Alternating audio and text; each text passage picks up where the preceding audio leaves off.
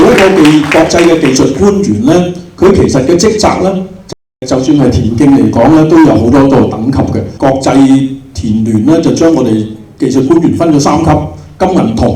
田徑總會派咗21位嘅朋友啦，就去考個銅級嘅技術官員。國際技術官員係做咩咧？咁有3個等級，銅章做一啲本地嘅裁判嘅工作。咁而銀級咧就可以做亞洲嘅技術官員。裏邊係喜愛呢個項目嘅話咧，你就唔會覺得好難。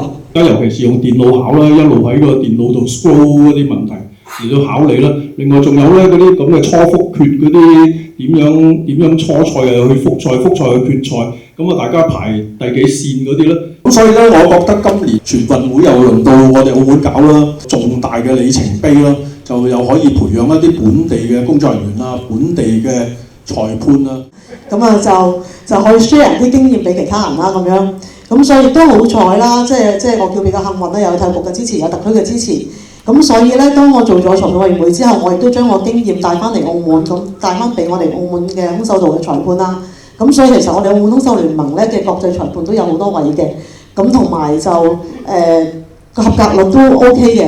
國際合格率而家大概4成至5成啦，因為好咗多咗啲國際比賽，咁所以個 passing rate 高咗，但係都係一個 curve 嚟嘅。點知考完亞洲就考世界，咁未考完世界就已經係亞洲會嘅裁判委員會啦。咁再就冇得停啦，因為要去好多個比賽，因為世界裁判委員會好多大嘅比賽都需要去，譬如啱啱選嗰啲世界運動會啊，或者啲亞運啊。